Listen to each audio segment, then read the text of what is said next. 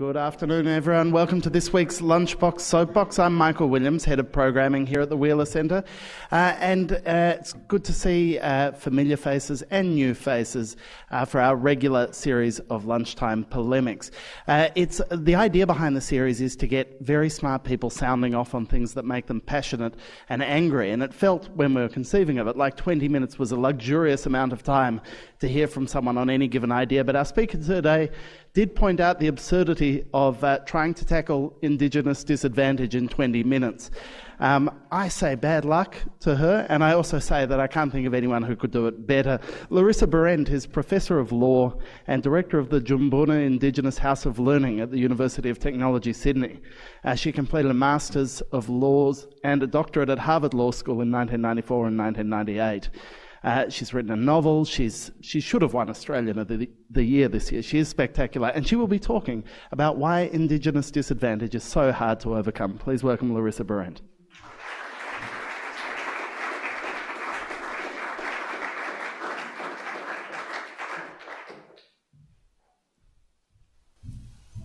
Well, thanks so much for coming today. I didn't realise there'd be so many people here. I'd like to begin by acknowledging country and paying my respects to the traditional owners here in Melbourne. It's always, coming from Sydney myself and the community there, a particularly difficult task to keep the responsibility for country, a generous task in urban areas, and I pay my respects to them for that cultural responsibility. It's true, if I was to rant about how I feel we face too many barriers and Indigenous disadvantage today, we'd be here for a lot longer than 20 minutes. So, quite outside of my character as a lawyer and a very opinionated woman to keep things short, I thought I'd try and tackle this problem today by coming at it by looking at what I think are maybe three pieces of rhetoric that permeate the discussions around Indigenous policy that I think are particularly unhelpful in terms of helping us get right down to solving Indigenous disadvantage. Some of these I've looked at in depth when I've been asked to look at things like why the left seem to have abandoned the ideological space of being the best advocates for Indigenous issues. And you'll see why when you see the three areas that I've picked up. I think one of the most harmful pieces of rhetoric that's permeated the discussion around Indigenous rights really started to come in around the Howard era, when Howard abandoned a rights framework and the policy that was called self-determination, though it's a completely different discussion as to whether it was self-determination in practice, and said that instead of looking at rights issues, we were going to take a practical reconciliation approach. And the rhetoric then became, especially with the abolition of ATSIC, that self-determination had failed. And it was sort of an assumption that seems to have been quite accepted, and you hear people on the left and the right simply kind of tick a box and say, yes, it was a failed experiment and self-determination has failed. One of the most interesting research projects we're doing at Jumbunna at the moment is looking at communities in New South Wales where there is a high crime rate and comparing them to communities that aren't very far away from them that have low crime rates. So, for example, we've looked at Wilcannia and Menindee, we've looked at Burke and Lightning Ridge, we've looked at Gunnedah and Kempsey. And one of the things that continues to come through in relation to one of the factors that explains why some communities are able to have low crime rates is a sense within the community that when there's a problem, there's an ability to be able to control it. So to give you an example, if you speak to the women of Menindee, and I say the women of Menindee because you won't be perhaps surprised to hear that in some of the communities where there are low crime rates, it's because the Aboriginal women are particularly strong and have an element of moral authority which seems to sort of keep a social cohesiveness going in the community. And the communities that have the high crime rates don't have that. In fact, that social fabric and the moral authority of people seems to have completely dissipated. And this is true even if they're, maybe just an hour away from each other. And when you're talking about spaces in New South Wales, that's not all that far. You talk to the women of Menindee, and if there's a problem there, they usually have an idea of how to fix it, and they're very confident about their ability to do that. So, for example, if there's a problem with kids sniffing the spray cans with the paint in it, they'll decide that the best way to tackle it might be to have an intervention at the school, see which kids have the spray cans and deal with them accordingly. Or if kids aren't going to school, they'll decide what they're going to do is someone's going to go down to the riverbank, find the kids and take them to school.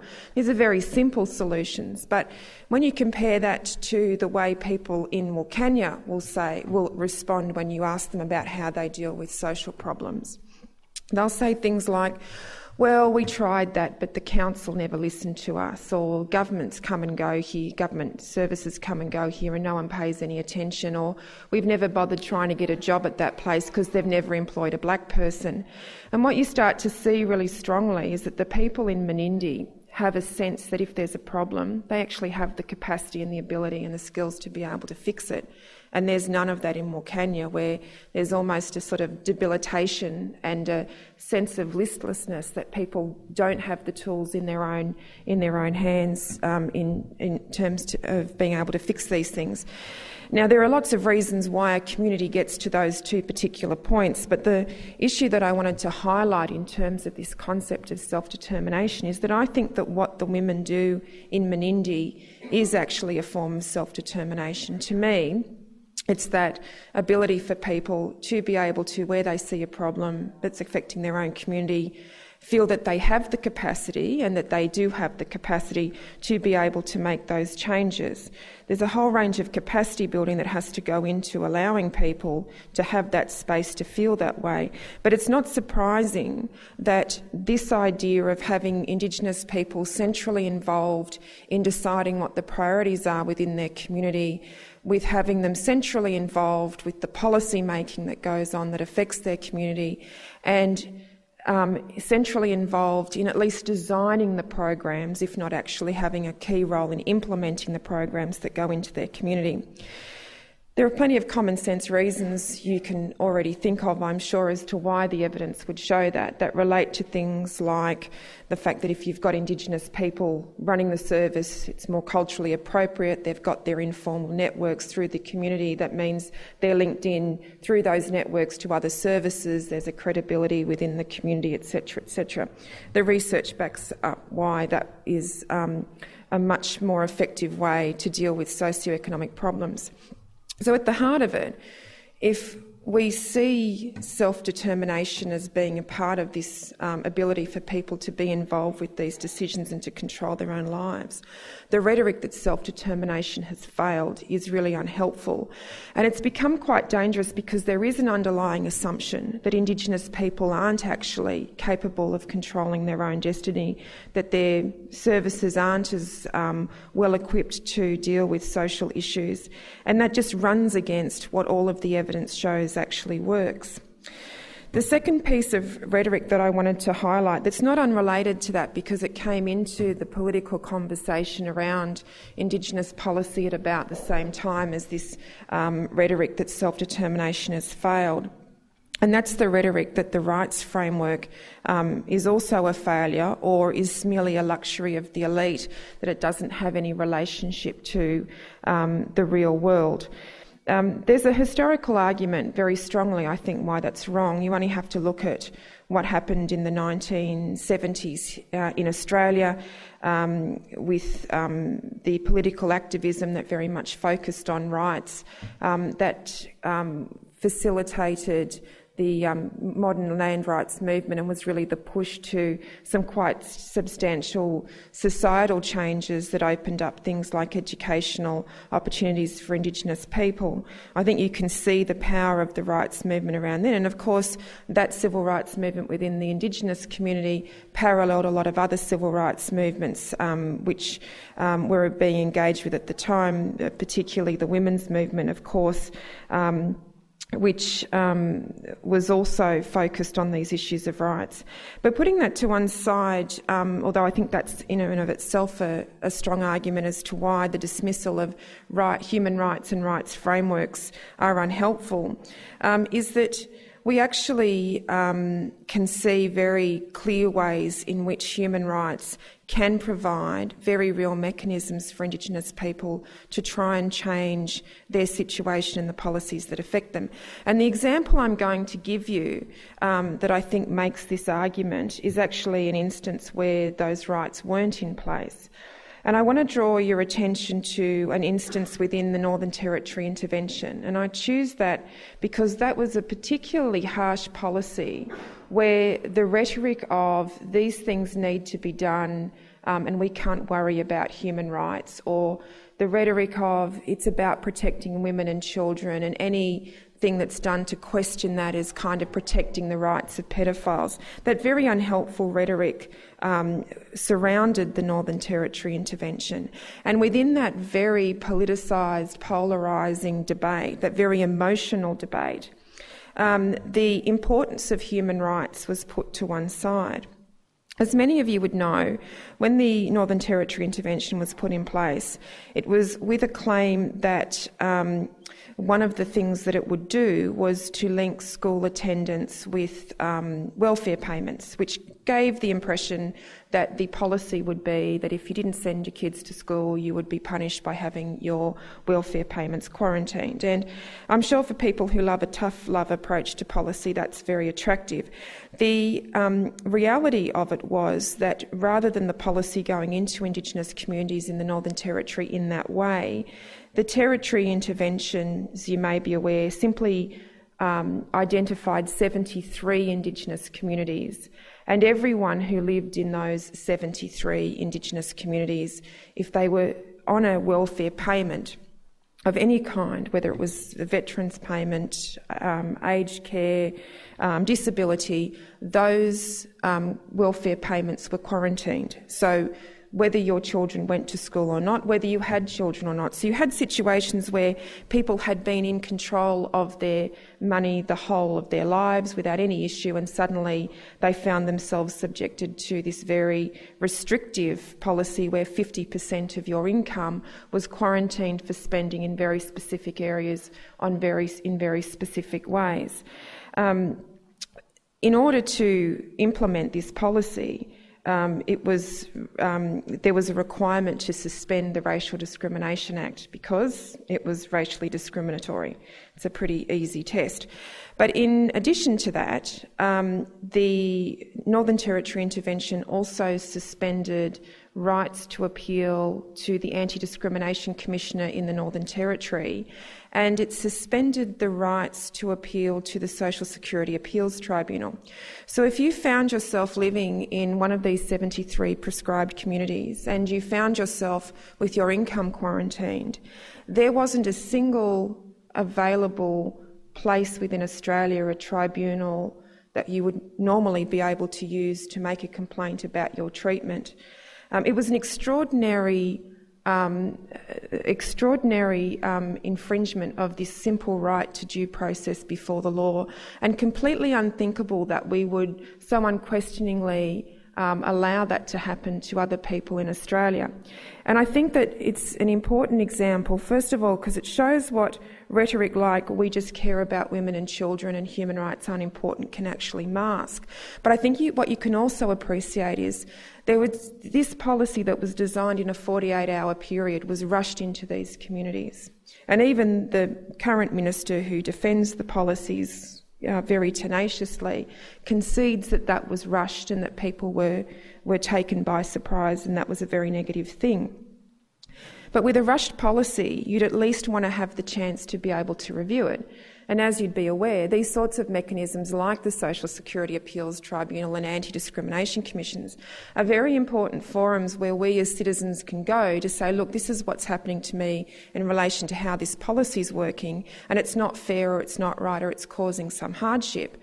Adverse findings against the way these policies are being implemented against governments and the people who administer those sorts of policies are a very important mechanism that we have to temper and change policies where they're causing undue hardship.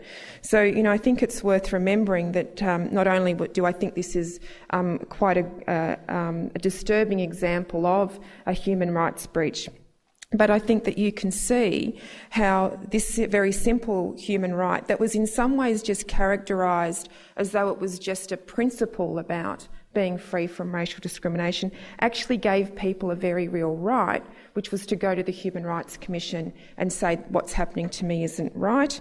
And it's a very key way in which governments can be held accountable or at least questioned about the impacts of their policies. And I don't think I need to harbour on about it by pointing out that these were, of course, some of the most disenfranchised and disadvantaged communities that were subject to this policy. The third area of rhetoric that I think is becoming increasingly unhelpful in relation to Indigenous policy and finding some real solutions is the rhetoric that did start to creep in through the Howard era as well, about the fact that Aboriginal people need to take responsibility and there needs to be mutual obligation. And I think it's important to point out that although these three instances I've chosen of rhetoric did become popular during the Howard era, they have still stayed around in the post-Howard era, and I think these are criticisms that go across political lines.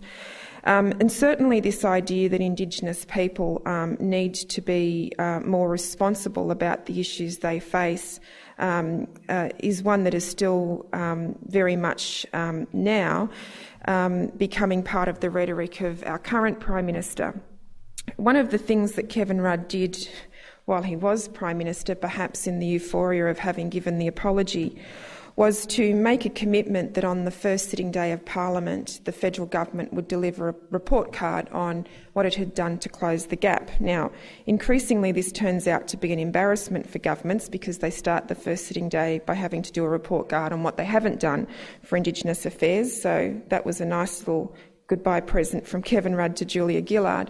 So faced with that, it's not surprising that governments express their frustration that their efforts haven't done enough to improve disadvantage. There's not a lot to report on other than how much money they're spending and what new programs they're putting in. But in terms of actual results, experts across the board, particularly in the field of health, are very cynical about these report cards for their lack of detail on what's been achieved. Gillard's speech this year was particularly interesting in terms of this idea of Aboriginal people having to take more responsibility. She said very firmly that until Aboriginal people put down the bottles and send their children to school, these issues aren't going to be resolved. This was a similar thing in relation to the pathway that the Howard government went down when they came in and said they were going to try practical reconciliation 4 years into their government. There'd been no noticeable improvements in the disparity between Indigenous and non-Indigenous Australia in the socio-economic statistics, and then that's when you started to see this introduction of the shared responsibility, mutual obligation idea. What I thought was particularly unhelpful about Gillard's approach in this speech is that this focusing on Aboriginal people as part of the problem is an incredibly unhelpful way to have a dialogue, and it's unhelpful in two ways.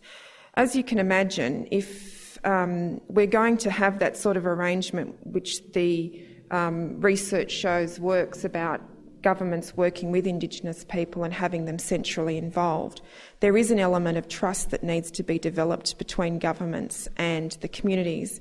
And I would argue that since the Northern Territory intervention, that issue of trust between communities has actually gone to an all-time low, and that this sort of rhetoric doesn't help in building that trust. It's obviously aimed at a different sector of the community than the 2% within the Indigenous community. But more fundamentally than that, this is the mistake that gets made here.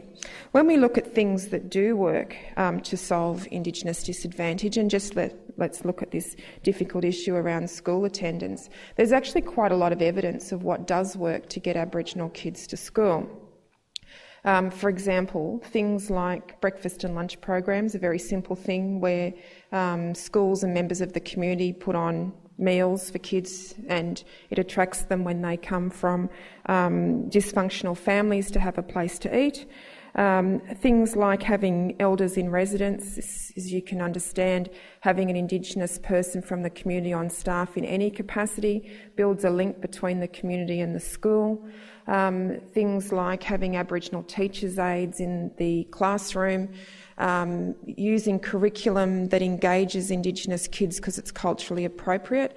Let me just clarify that too, because that culturally appropriate teaching in the classrooms is often mischaracterised by its critics as though the classroom focuses on teaching culture and not on literacy and numeracy, but these culturally appropriate teaching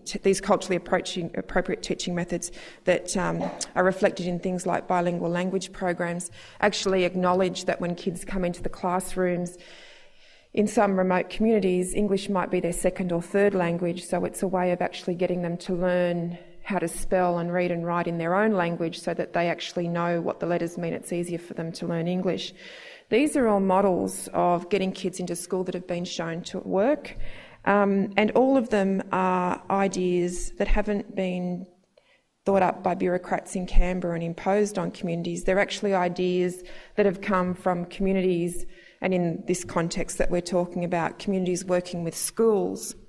It's not just within this education area that we see the best ways of dealing, most effective ways of dealing with quite entrenched solutions come from the communities. So this approach that Gillard had in her speech, where she pointed out the problems that Indigenous communities can create and in what she saw as a barrier to improving the socio-economic position, actually overlooks the fact that within those communities there are, I would argue, more people who actually decide that they're not going to wait for governments to come and help them. In fact, they've kind of given up on governments coming to help them, and they sit there and they find solutions to these problems on their own. And you can look at that across the board.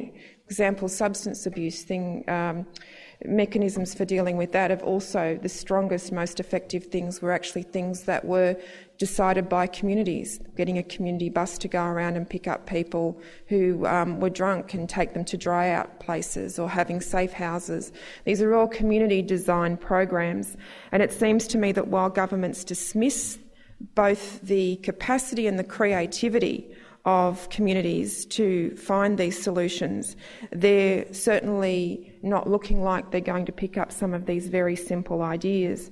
And it's very costly. As I mentioned to you, all of there are a range of things that we know improve attendance at schools, which I mentioned, the breakfast and lunch programs, etc.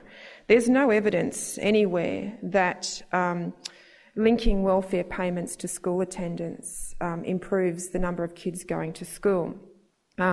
In fact, there's some evidence that it puts additional stress on already dysfunctional families, and certainly in the Northern Territory, attendance rates are slightly less than what they were before the intervention went in.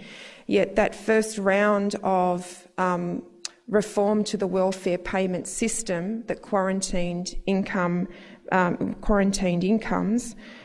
cost the taxpayer $88 million just in administration costs. That wasn't any money that flowed into the community, and not $1 in that first wave of the intervention was spent on any of those programs that we know works. That probably is in and of itself another example of why we don't see any movement there. So the thing that I think frustrates many of us is that it's not true to say that we don't know what the answers are. In fact, there's plenty of evidence of what actually works. But we continue to see governments ignore that evidence, not only ignore that evidence, but continue to treat Aboriginal people as part of the problem, not as part of the solution. And it becomes, I think, an area where we probably need the hardest discussions around policy, where we see the most rhetoric. I can't think of any movement in terms of income management from either this government or the previous one, but we see so much evidence that it's failing, including things like an increase in anaemia rates in children under 5, an increase in malnutrition rates amongst people in the Northern Territory. They're not figures that have come from independently, the malnutrition rates, they're actually government figures, though I noticed in the last 6 months they stopped reporting them because they're continuing to get worse. That's not the kind of honest policy debate that we need to have if we're going to resolve any of these issues.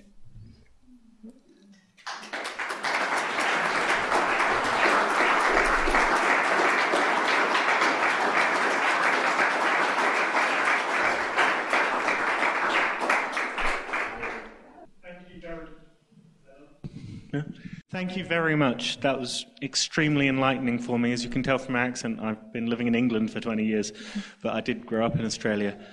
I guess an observation and a question. The observation is banal. It seems that a lot of this seems to be what you call dog whistle. This is done for the benefit of parties that need votes from suburbia, and actually listening to Aborigines and maybe not hearing what you want to hear wouldn't win votes, and treating Aborigines like human beings would not win votes. And my question is, you alluded at the beginning to the left having given up or lost the plot a bit, and so my question is, what would you like to see the the socialists and the Greens and so forth, what would you like to see them trying to get governments to do?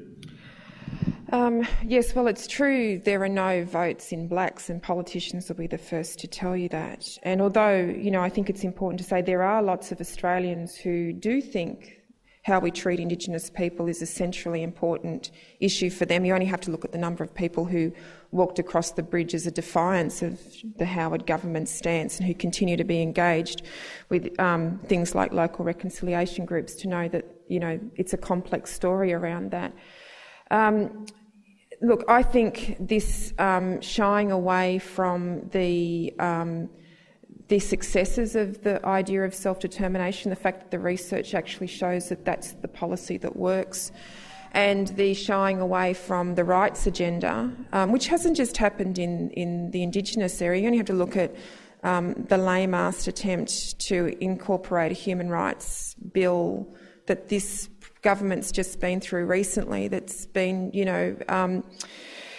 next to nothing in terms of taking any steps to improve our legal system in terms of how anybody's rights are better protected within the system. I think many of us are aware of the fact that this is not, that in terms of where the ALP sits in relation to a left party, they're not intellectually left. In fact, they're much more poll-driven. And I think one of the things that was an important lesson about that for Indigenous people was that when the intervention first went through, you'll remember that the Labor Party, who was in opposition, supported it as strongly as the Liberal Party did and the coalition. There wasn't actually one dissent from either party.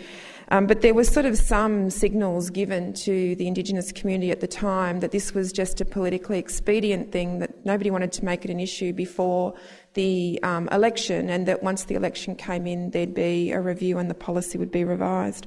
Well, that hasn't happened, and we've got a government that is as tenacious about these hardline policies. So I think that shows the extent to which the left, as it's sort of embodied by the ALP, has lost its intellectual soul, and I think it needs to get that back. You only have to see how it sort of struggles to find a narrative to tell about a whole range of issues, and that's probably something that they're better placed to talk about than me. But the role of places like the Greens have become very interesting because a lot of these policies are unashamedly policies from the coalition. There's been no traditional critiquing of them that an opposition would do. You don't hear Tony Abbott questioning the issues around the intervention, asking about the lack of failure or why the policies aren't working. In fact, their only sort of analysis is it's not working because you're not hard enough or you're not implementing our policies in the right way. And that's not, as I say, this is where there's no sort of hard policy debate about if we're all agreed about what the issues are, what's the best way to get there. And in that environment, it's actually the Greens who have become what a traditional opposition is through things like Senate estimates. They're the ones who ask the questions about where money goes. It's through their questioning of these things that we were able to see that the $160 million housing policy didn't build any new houses in 2 years. It's through their questioning that we got the figure about the $88 million on the cost of the implementation of the welfare. So they have, in an interesting way, come into that space to show that opposition, and that's been a very helpful place for them to be, and they have been much more confident about embracing concepts that are traditionally left, like this idea of people's right to be self-determining and to have their own future in their hands.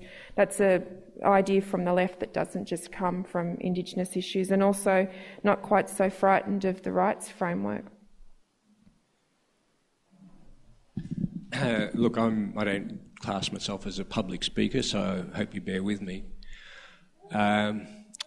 Look, I've been a worker and a taxpayer for almost 50 years now, and the subject of this meeting has been something on my mind for a very long time. I'm perfectly happy that a portion of my tax dollars has gone over the years to assist people in need, including Aboriginal people. I would like to start to see some return on the investment. Now, you were referring to the income of people in remote communities, if I recall correctly. Bear in mind that that income is my tax. I want to see not only observance of people's rights, but I want to see them accepting their obligations and responsibilities. You also talked about kids being fed at school, and you referred to dysfunction in families. Now, I see this as the predominant issue here. If there has to be a policy to get people to live up to their obligations to feed and clothe and educate their children, then I don't know what sort of society you're talking about. Self-determination is a strange concept to me. Either you want to be citizens of Australia or you want to be something else. I want to see people live up to their responsibilities. What you've described to me today is not optimistic at all. You just want to be different. Is there a solution to this question of whether people are going to live up to their obligations and responsibilities or not? Or do they have a different set of obligations and responsibilities? Well, I don't know where you get the sense that this is an argument about wanting different responsibilities. I think the main claim from Indigenous Australia is they'd like to have the same opportunities as everyone else, and they're not getting it. And look, and I say this, I think your question about why as a taxpayer do I spend so much money and I see no difference in any of these issues is one that many Australians who care about Indigenous Australia and it's important to them hold honestly. But I do think that what I've been trying to say today is that there is a bigger story about what's happening in Indigenous communities than just dysfunction. And it's if you go into these communities like Menindee, where you see people who aren't waiting for the government to come along with handouts, who are quite accepting of the fact that they've been forgotten when it comes to housing, health, education and employment opportunities, and you see them actually getting on with finding solutions. And a key point of what I was saying today is that if you look at where those successes are and where people have actually taken the responsibility to solve their problems, that's where you'll find the solution. That's what I mean by being self-determining. And I think that's a really important thing. When you talk about how people need to take responsibility so that they can enjoy these rights, let me give you another example of how much more difficult that is for Indigenous people. If you are a white person in Australia and you need to have social housing, you go and get social housing. If you're living in an Aboriginal community and you want to have the social housing either built or repaired, you have to sign over your land in order for the government to give you the same money that they'll give everyone else. Now, there are some systemic problems that I think most Australians aren't aware of, and it's just not as simple as saying, I see kids that are in a dysfunctional society, in a dysfunctional community, and that is reflective of all Indigenous communities. My first point is that not all Indigenous communities are dysfunctional. My second point is that I think there are a lot of Aboriginal people who do want to find solutions themselves, and that's what they mean when they say they're self-determining. They don't want people to come along and tell them what to do or to save them or to put them on income management. They want to find the solutions themselves. And you look at a place like Menindee, and that's exactly what they do. In fact, the people of Menindee are so strong that when governments come to them, and this is a community that hasn't got great housing, there's no medical service there, it's remote, it's overlooked.